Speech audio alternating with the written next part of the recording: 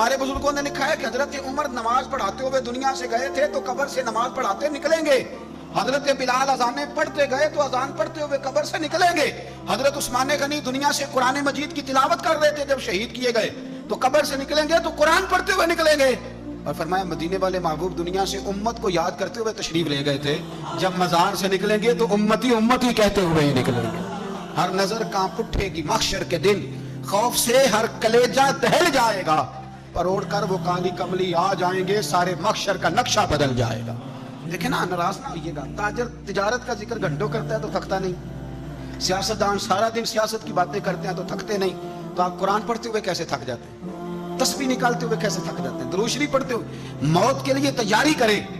आप जो काम करते हैं ना, इंशाअल्लाह वही काम करते हुए दुनिया से आला हज़रत फाज़िल बरेलवी रहमतुल्लाह तआला अलैह फरमाया करते थे, इंशाअल्लाह सारी जिंदगी हुजूर के तराने पढ़े हैं, क़यामत में भी तराने पढ़ते ही उठेंगे।